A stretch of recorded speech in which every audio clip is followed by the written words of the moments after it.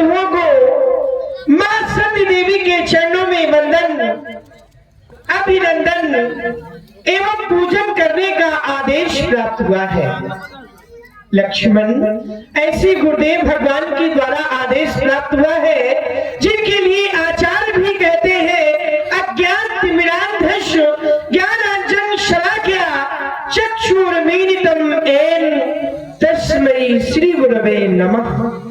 ध्यान मूलम गुरुर्मूर्ति, पूजा मूलम गुरुपदम, मंत्र मूलम गुरुर्वाक्यम, मोक्ष मूलम गुरु कृपा।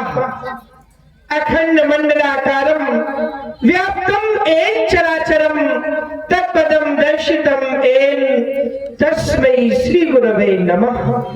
तस्मै श्री गुरवे नमः। वंश की सभी परंपराओं को ध्यान में रख करके हम दोनों बंधु मां सती देवी की आराधना वंदना पूजा करें, क्यों नहीं लक्ष्मण? देखो ना कितना सुंदर श्रृंगार है मां सती देवी का, कितना सुंदर श्रृंगार मां सती देवी का है। ऐसे पावन समय का आलम लाभ हम दोनों बंधुओं को लेना चाहिए। प्रायः संसार में लोग जानते ही नहीं कि संध्या क्या है। संध्या एक आध्यात्मिक यज्ञ है जिसके माध्यम से पवित्रता, प्रखरता एवं उदारता को जीवन के समावेश में लाने के लिए हम द्विजात प्राणी मां सती देवी की वंदना करते हैं। क्योंकि संध्या समय में हम मां गायत्री का जाप करते हैं। मां गायत्री का जाप क्यों करते हैं? क्योंकि गाय नाम प्राण का, त्रिनाम रक्षा का, जो हमारे प्राणों की रक्षा करे वही तो मां गायत्री।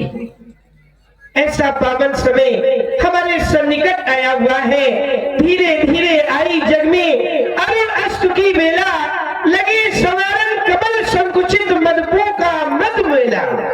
लय बंजार वार मंडालिन लहरी मंडुल डोली, और गाती गीत सप्रीत प्रेम की चली खगों की टोली।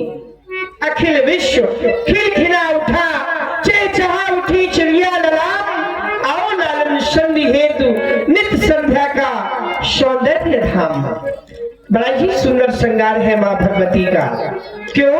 क्योंकि सूर्य पूर्व से निकलकर पश्चिम की ओर अस्त होने लगता है।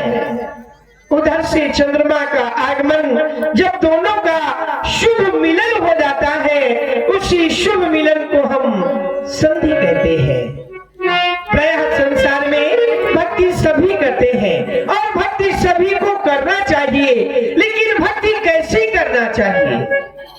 तो हमारे कवियों ने हमें अवगत कराया कि भक्ति कैसे करना चाहिए। क्योंकि जहां न पहुंचे रवि वहां पहुंचे कवि। और कवि ने हमें बताया कि भक्ति कैसे करना चाहिए। तो बताया भक्ति करे, ऐसी करे कि वहां मंदिर भी डोल जाए। भक्ति करे, ऐसी करे कि वहां मंदिर भी डोल जाए। तुम न बोलो और मंदिर में बैठी हुई मूर्ति बोल जाए। ऐसी भक्ति हमें करना चाहिए। क्योंकि व्यक्ति के माध्यम से जब तक परिश्रम नहीं किया जाता है, तब तक उस परिश्रम का फल भी उसे प्राप्त नहीं होता। क्यों? क्योंकि सहज परिश्रम से कभी हल नहीं मिलता। सहज परिश्रम से कभी हल नहीं मिलता, और कल की कहने से कल नहीं मिलता। लगाते पेड़ जो चौराहे पर, उन्हें खाने को फल नहीं मिलता। खाने को फल क्यों नहीं मिलता? उसका कारण है कुछ लोग किए हुए कर्मों पर खेद करते हैं। कुछ लोग किए हुए कर्मों पर खेद करते हैं, क्योंकि उनकी प्रशंसा शास्त्र और वेद करते हैं। कुछ मानव संसार में ऐसे भी होते हैं जिस पत्तल में खाते हैं उसी में छेद करते हैं। हमारे संस्कार परिवर्तित हो गए, हमारा वातावरण परिवर्तित हो गया। क्यों? क्योंकि गुल की आग से गुलदान जला करते हैं, नफरत की आग से माकान जला करते हैं। समय तो वह था जब जलते थे दीपक से दीपक, इंसान से इंसान जला करते हैं। यह समय जलने का नहीं, अपितु यह समय तो मिलने का है। दोनों बंधु मिलकर भगवती की आराधना करते हुए जीवन को परम पवित्र बनाते हैं।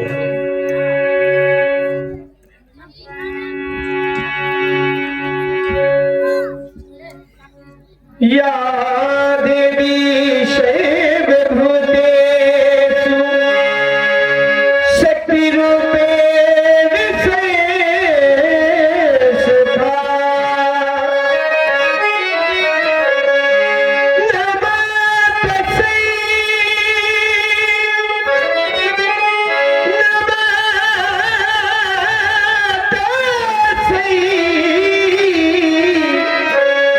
नमस्तस्यै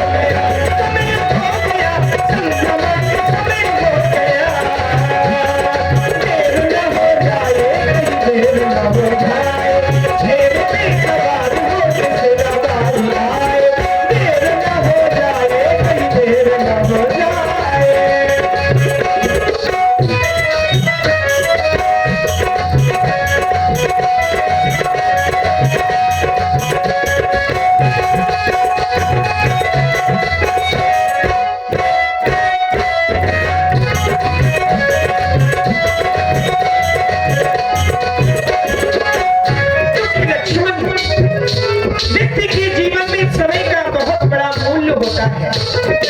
जिसने समय को नहीं जाना उसको समय ने नहीं जाना। समय को दोषी कहा संसार में, समय को खोटा कहा संसार में। भूल क्या संभव समय से सोचा नहीं संसार में। और इन्हीं सुंदर पंक्तियों में आदरणीय श्री राजकुमार नन्ना जी, हमारी समिति के मजबूत स्तंभ 21 पुष्पमुद्राएं भगवान के चरणों में समर्पित करते हैं। और श्री हरि दादा जी एकादश मुद्राएं आपकी ओर से भी बहुत बहुत धन्यवाद।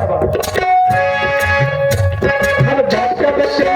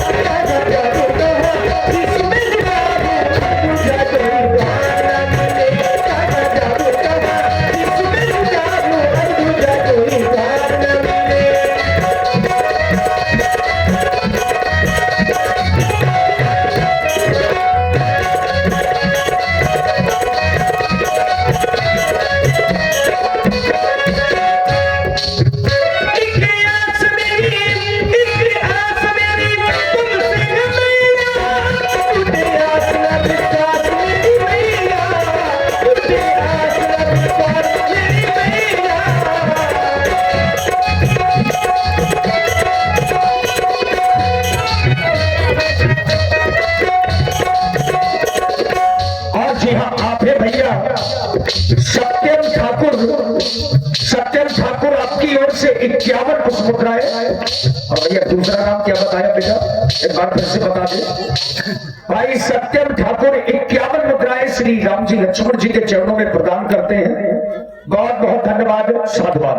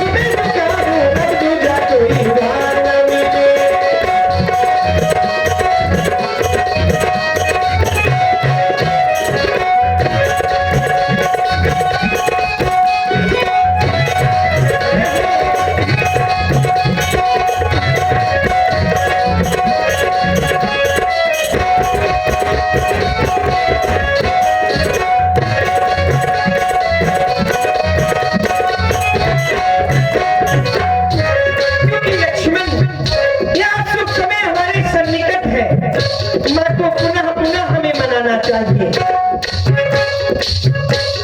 फिर से एक बार इन्हें मनाते हैं, फिर से एक बार इन्हें मनाते हैं, माँ के चरणों में लिपट जाते हैं, माँ के चरणों में लिपट जाते हैं।